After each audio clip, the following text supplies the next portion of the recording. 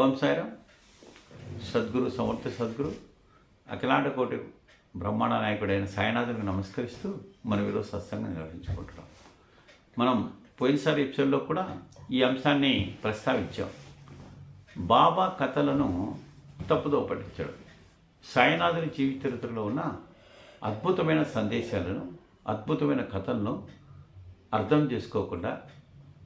చేసుకోకుండా దాన్ని విపరీతమైన విచిత్రమైన అర్థాలు చెప్పి భక్తులను పక్కదోవ పట్టించి బాబా భక్తులను వారి యొక్క మనస్సును మార్చాలని చెప్పి ప్రయత్నం చేస్తూ అనేక తప్పుడు కథలు చెప్పుకుంటూ తప్పుడు కథలు చెప్పుకుంటూ ఈ విధంగా కొంతమంది ప్రచారం చేస్తున్నారు.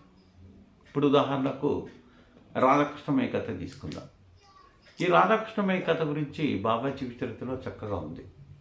రాధాకృష్ణమయ్య ఎవరు తెలుసా అండి? ఆమె గొప్ప తత్వవేత్త. రాధాకృష్ణమ్మాయి గొప్ప శ్రీకృష్ణారాయణ భక్తురాలు. ఆమెకు చిన్న వయసులోనే పెళ్ళి భర్త చనిపోతాడు. భర్త చనిపోయిన తర్వాత వైరాగ్యం వస్తుంది. ఆమెకు వైరాగ్యం వచ్చి అనేక పుణ్యక్షేత్రాలు తిరుగుతుంది. ఆమె హిమాలయ పర్వతాలు కూడా వెళ్తుంది. అనేక మంది యోగులను సందర్శిస్తుంది. అనేకమైన తత్వశాస్త్రాలు చదివింది. అనేకమైన వేదాంతం తెలుసుకుంది. తర్వాత పండరీపురం వస్తుంది. ఆమె పేరు సుందరీబాయి. అసలు పేరు సుందరీబాయి. పండరీపురం వస్తుంది. పండరీపురంలో వచ్చి పండరీనాథుడి వద్ద అనేక సేవలు చేసుకుంటుంది. అనేక సేవలు చేసుకొని ఆ పండరీనాథుడి శ్రీకృష్ణ పరమాత్ముడే తన ఆరాధ్య దైవంగా భావిస్తూ ఆ కృష్ణ పరమాత్ముని విగ్రహాన్ని పట్టుకొని ఎప్పుడు హే కృష్ణ హే కృష్ణ అని చెప్పి ప్రార్థన చేశారు. అంత గొప్ప భక్తురాలు సుందరీబాయి. అసలు పేరు సుందరీబాయి, ఆమె పేరు రాధాకృష్ణమాయి అని పెట్టారు.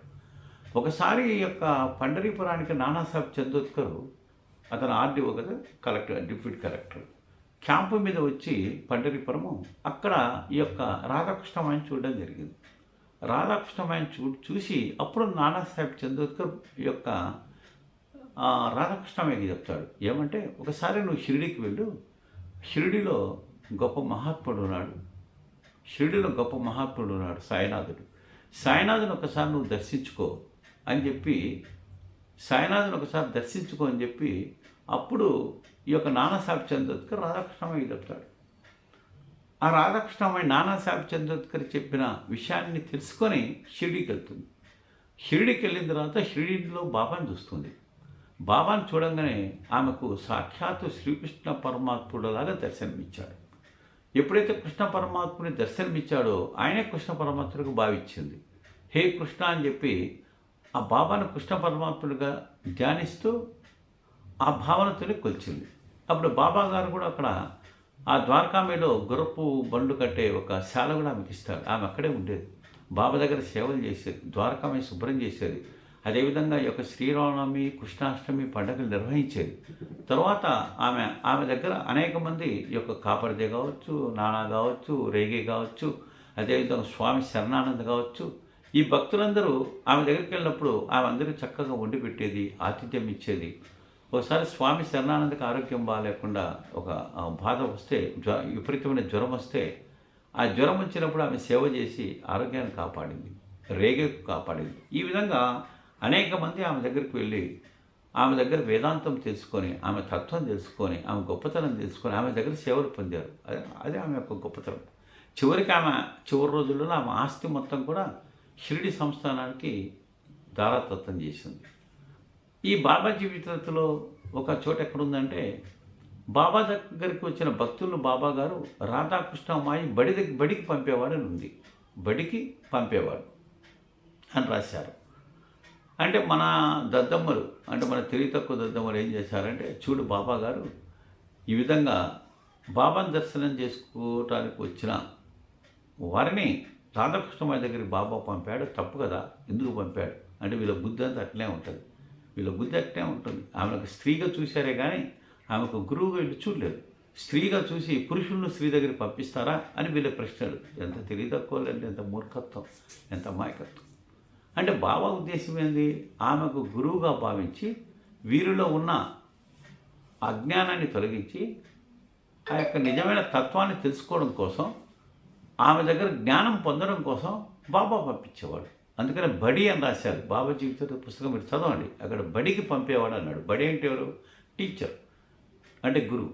గురువు దగ్గరికి స్టూడెంట్ని పంపడానికి బడి అంటాం. అదే అక్కడ బడి అని బాబా అక్కడ పదం వాడాడు. అంటే వీరికి జ్ఞానం కోసం పంపేవాడు. అప్పుడు రాధాకృష్ణమయ్య దగ్గరికి వెళ్ళి తత్వాన్ని తీసుకుని వీళ్ళు వచ్చేవారు. అదే అక్కడున్న కథ. అసలు కథను వదిలేసి చూడు బాబా దగ్గరకు వచ్చిన భక్తులను రాధాకృష్ణమయ్య దగ్గరికి పంపాడు అని విమర్శించారు. అసలు ఏమైనా మీకు తెలివి ఉందా, బుర్ర ఉందా, జ్ఞానం ఉందా?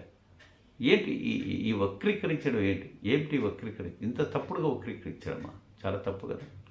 అదేవిధంగా ఈ యొక్క దాదా కేల్కర్ కథలో కూడా చూడు బాబా గారు ఈ యొక్క దాదా కేల్కర్ను మాంసం తీసుకురమని పంపాడు. ఆయన సద్బ్రాహ్మణుడు కదా. సద్బ్రాహ్మణుడితోటి మాంసం ఎవరిని తెప్పిస్తారా? బ్రాహ్మణుని మాంసం తీసుకురమని చెప్పడం తప్పు కదా అంటారు. అసలు కథ ఏంటి? దాదా కేల్కర్ సద్బ్రాహ్మడే, బాబా శిష్యుడే. ఒక ఏకాదశి రోజు బాబా చెప్పాడు, కరెక్టే, మాంసం తీసుకురావయా అన్నాడు దాదా కేల్కర్. అన్న తర్వాత దాదా కేల్కర్ తీసుకొస్తాను అని వెళ్తూ ఉంటే అప్పుడు బాబా ఏమంటాడు? వద్దు, తీసుకురావద్దురా, వెనక్కురా అంటాడు. వెనక్కురా అని చెప్పని తర్వాత మళ్ళీ బాబా గారు ఏం చేస్తారు? పాండు అనే ఒక సేవకుని పంపించి మళ్ళీ ఆ పాండు అనే సేవకుని కూడా మరలా వద్దంటాడు. వద్దని మాన్పిస్తాడు. అది కథ. అంటే ఏంటి? బాబాగారి పరీక్ష అంటే ఒక శిష్యుడు గురువు మాట వింటాడా లేదా? అంటే నిజమైన శిష్యుని యొక్క లక్షణం ఏమిటయ్యా అంటే గురువు చెప్పిన మాట విండవే. గురువు మాట చట్టం. అది అవునా కాదా, అది నిజమా కాదా, అది తప్పా ఒప్ప, అది చేయాలా వద్దా, అది మంచా చెడా, చేస్తే పుణ్యం వస్తుందా, చేయకుండా పాపం వస్తుంది, ఇవి ఆలోచించకూడదు. గురువు ఏం చెప్తే అది చేయాలంతే. ఇక గురువు ఆజ్ఞ ధిక్కరించకూడదు. అందుకని దీక్షిత్ మేక నరకడం కథలో దీక్షిత్ కథలో కూడా దీన్ని మనం చూడవచ్చు. అంటే గురువు ఎంత చెప్తే వినాలి. అది నిజమైన శిష్యుని లక్షణం. కాబట్టి బాబా గారు అక్కడ ఏంటంటే ఆ శిష్యునికి పరీక్ష పెట్టాడు. అది పరీక్ష తప్ప నిజంగా తీసుకురమ్మని చెప్పలేదు కదా. ఆయన నిజంగా తెప్పించాడా? తెప్పిలేదు. వెళ్ళమన్నాడు. తర్వాత మరలా వెళ్ళవద్దన్నాడు. అంతేగాని బాబా ఎప్పుడు కూడా ద్వారకామేలో శాకాహారమే, మాంసాహారం. ఎప్పుడు శాకాహారులను అక్కడికి రానిచ్చేవాడు కాదు, ముట్టనిచ్చేవాడు కాదు, ఆ పాత్రలు వాడేవాడు కాదు. వారి భోజనం వారిదే, వీరి భోజనం వీరిది. ఏ రోజు కూడా బాబా శాకాహారులను మాంసాహారం తీసుకోనో ఏ రోజు బాబా చెప్పలేదు. వారిని పూర్తిగా వేరు పెట్టేవాడు. ఏ రోజు బాబా వారి ఆచారాన్ని పక్కన పెట్టుకోమని ఏ రోజు బాబా చెప్పలేదు. కాకుండా ఏంటంటే ఇక్కడ పరీక్ష. అదేవిధంగా బాబా మత్స్యమాంసాలు తిన్నాడే. మత్స్యమాంసాలు తిన్న బాబా భగవంతుడు అవుతాడా? అలాంటి మత్స్యమాంసాలు తిన్న బాబాని మీరు భగవంతుడిగా ఎలా కొలుస్తారు అంటాడు. అసలు బాబా అంటే ఎవరండి? ఏం తెలుసండి బాబా? 3వ అధ్యాయంలో చెప్తాడు, నేను జగన్మాతను, సృష్టి స్థితి లయకారకుడను, సత్వరజో తమో గుణాలకు అతీతుని అంటాడు బాబా. ఏంటి? పుట్టించేది వారే, నడిపించేది వారే, భక్షించేది వారే. వారికి ఇవన్నీ పట్టవండి. నీకు నాకే ఇవన్నీ. ఆ స్థాయి కలిగిన బాబాకు ఇవన్నీ పట్టవు. బాబా మాంసాలను స్వీకరించిన నది ఒడ్డుకు వెళ్ళి కడుపులో చేపెట్టి ప్రేగులు మొత్తం బయటికి తీసేవాడు. ప్రేగులన్నీ బయటికి తీసి ప్రేగులన్నీ శుభ్రంగా కడిగి మళ్ళీ కడుపులో ప్రేగులు వేసుకునేవాడు. శుభ్రం చేసి ప్రేగులు వేసుకునే మలినం అంతా తీసేసేవాడు. మలినం తీసి మళ్ళీ ప్రేగులు కడుపులు వేసుకుంటాడు. మనం వేసుకుంటామా? బాబా నా మాట నా కరెక్టే. మనం చేస్తాం. ఏ పని ఏమన్నా మనం చేస్తామో చెప్పండి. అలాంటి మహాత్ములకి వర్తించవు. ఇప్పుడు మనము ఈ యొక్క రామాయణంలో కూడా శ్రీరామచంద్రుడు మాంసాహారం స్వీకరించినాడు అన్నారు అని చెప్పి మనం రాముని దేవుని కాదంటామా? అదేవిధంగా శ్రీకృష్ణ పరమాత్మ కూడా స్వీకరించినాడని చెప్పి కొంతమంది కొంతమంది పెద్దలు చెప్పారు. అంత మాత్రాన శ్రీకృష్ణ పరమాత్మ దేవుని కాదంటామా? ఈరోజు మన అనేక మంది దేవాది దేవతలకు అంటే అమ్మవార్లకు ప్రతి ఆదివారం వెళ్ళినప్పుడు గుళ్ళకి వెళ్ళినప్పుడు అక్కడ బలి ఇచ్చి అక్కడ నైవేద్యం పెడుతున్నాం. నైవేద్యం పెట్టి ప్రసాదంగా స్వీకరిస్తున్నాం. ఎంతోమంది దేవాది దేవతలకు ఈరోజు మాంసాహారం యొక్క బలులు ఇస్తున్నాం. బలులు ఇచ్చి వారికి నైవేద్యం పెట్టి మనం స్వీకరిస్తున్నాం. అంటే బలులు ఇచ్చి వాళ్ళకు నైవేద్యం పెట్టినప్పుడు వాళ్ళకి మాంసాహారం పెట్టినట్టే కదా అని చెప్పి వాళ్ళందరూ దేవతలు కాదా, అమ్మవార్లు కాదా? అమ్మవారు దేవతలను మనం పూజించటం లేదా? పూజిస్తున్నాం కదా. కాబట్టి మనకు దాని గురించి ఆలోచించేంత జ్ఞానం లేదు. అది మన స్థాయికి మించింది. కాబట్టి ఇవన్నీ మనం చేస్తున్నాం మన హిందూ మత సంప్రదాయం ఆచారాలు చేస్తున్నప్పుడు ఇవన్నీ కాదని బాబా విషయంలో ఎందుకు మాట్లాడుతున్నారు? రాముడి విషయం మాట్లాడు, కృష్ణుడి విషయం మాట్లాడు, దేవాది దేవతల గురించి మాట్లాడు, బాబా విషయంలో మటుకు మాట్లాడతారు. అంటే అవి ఒకటి కదా. అంటే ఏదో రకంగా తప్పు పట్టడం అంతే కదా. మరి కొంతమంది అంటారు, బాబా చూడండి, బాబాకు ఆచారాలు లేవు, బాబా ఎప్పుడు ఆచారాలు పాటించడు, సంప్రదాయాలు పాటించరు. సంప్రదాయాలు పాటించడం మన హిందూ సంప్రదాయం ప్రకారం ఆచారాలు సంప్రదాయాలు పాటించారు కదా. బాబా ఆచారాలు పాటించారు, సంప్రదాయాలు పాటించారంటారు. ఎవరు చెప్పారంటే పాటించలేదు? ఎక్కడైనా బాబా ఏమైనా చెప్పాడా? బాబా జీవిత చరిత్ర ఎక్కడైనా ఉందా? ఇప్పుడు భగవంతరావు క్షీరసాగరుని కథలో బాబా పిలుస్తాడు. ఒకసారి పిలిచి చివాట్లు పెడతాడు. ఏమని పెడతాడు? మీ నాన్న విఠోబా భక్తుడు, పండరీనాథుని భక్తుడు. మీ నాన్న ప్రతిరోజు పూజ చేస్తాడు, మీ నాన్న ప్రతిరోజు నైవేద్యం పెడతాడు. అదేవిధంగా మీ నాన్న యాత్రలు చేశాడు. అదేవిధంగా మీ తాతలు ముత్తాతలకు మీ నాన్న శ్రాద్ధం పెట్టేవాడు, శ్రాద్ధం పెట్టేవాడు. కానీ నువ్వు ఇవన్నీ మర్చిపోయావు.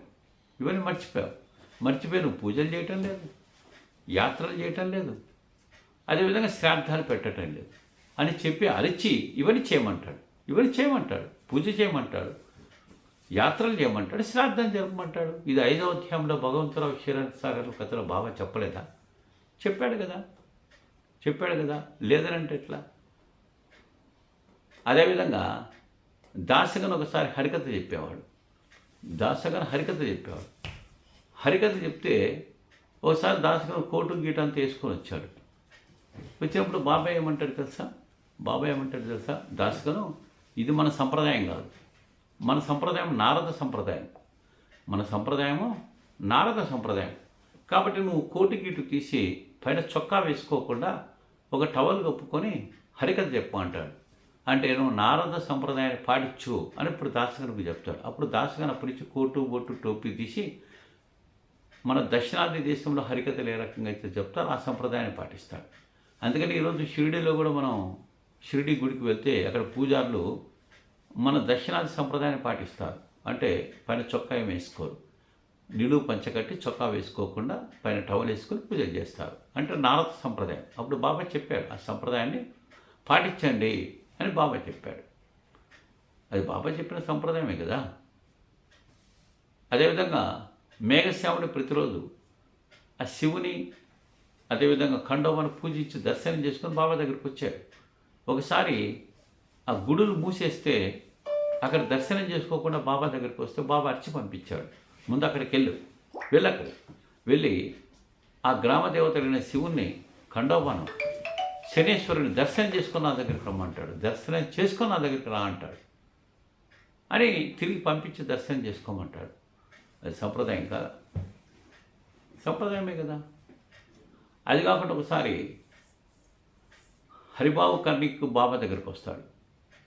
హరిబాబు కర్ణిక్ బాబా దగ్గరికి వచ్చినప్పుడు మెట్లు దిగమంటాడు. మెట్లు ఎక్కుతుంటే ఏంటి బాబా అంటాడు, నీ భార్య చనిపోయింది, నీకు అంటు వచ్చింది. అంటు వచ్చింది కానీ నువ్వు మైలపడ్డావు, నువ్వు మెట్లు ఎక్కకూడదు, దిగిపో అంటాడు. అట్లా గోఖలే కూడా ఒకసారి ద్వారకమే మెట్లు ఎక్కుతుంటే బాబా దిగమంటాడు. దిగి నీ బంధువులు చనిపోయారు, నీకు అంటు వచ్చింది కాబట్టి నువ్వు పైకి ఎక్కటానికి లేదు, నువ్వు దిగిపో అంటాడు. ఇవన్నీ బాబా పాటించినవే. తెలిసి తెలియకుండా మాట్లాడితే ఎట్లవుతుంది?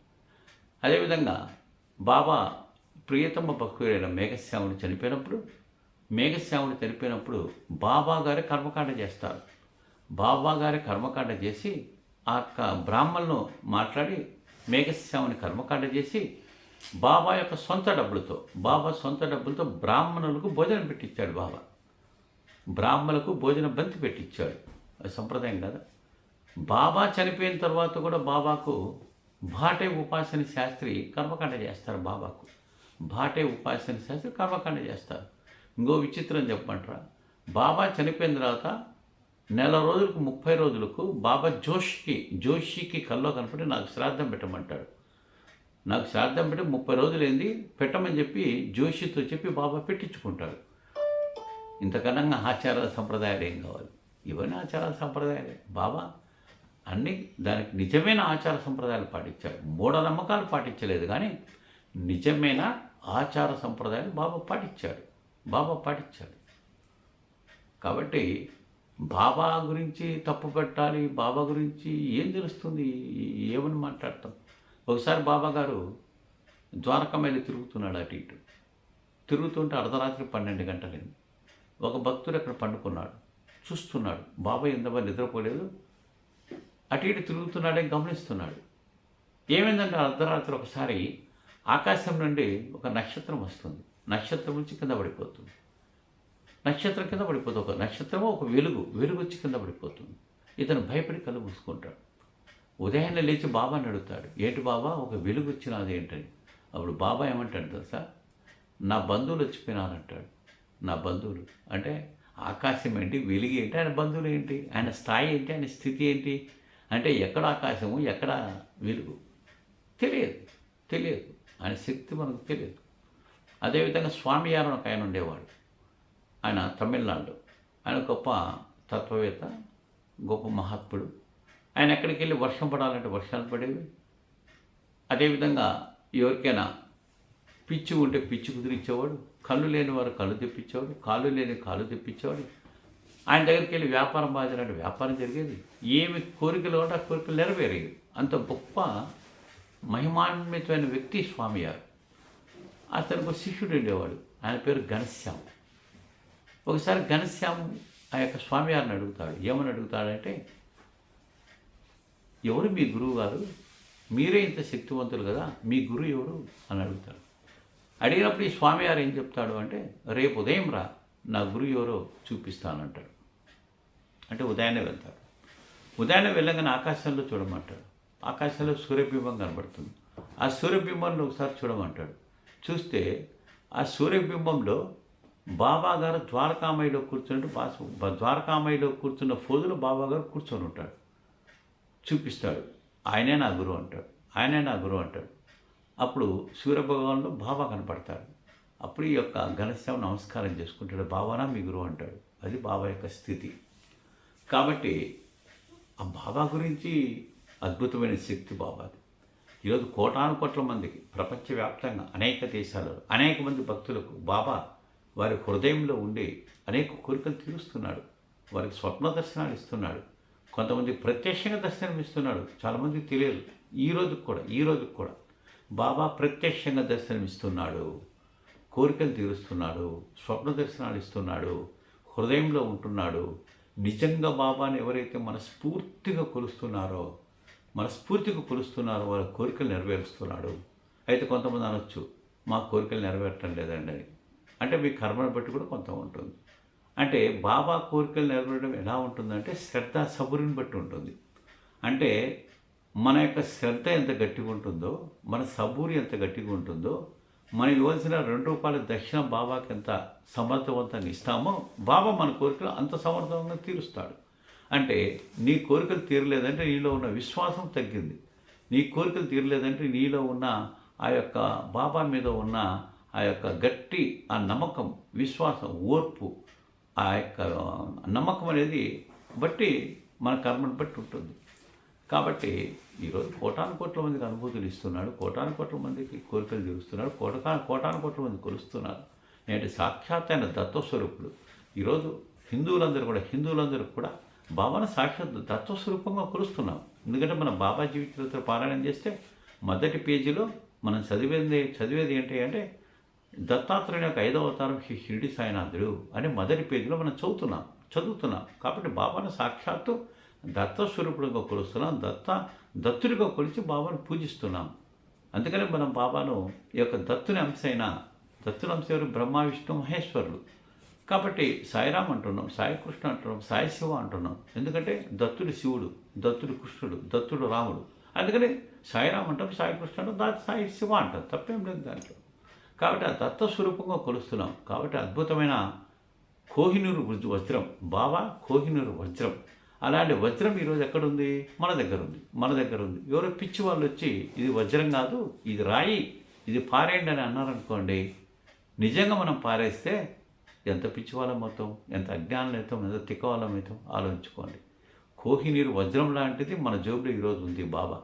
అది నిజంగా మన దగ్గర పెట్టుకుంటూ ఉంటే తరతరాలు మనము నిజంగా అదృష్టవంతులమే. తెలిసి తెలియక మూర్ఖుల మాటని ఆ వజ్రాన్ని బయట వేసామా, ఇక తరతరాలు మనము ఎంతో కోల్పోతాం. కాబట్టి అందరూ కూడా గమనించవలసిందిగా కోరుకుంటున్నాం. జై సాయి.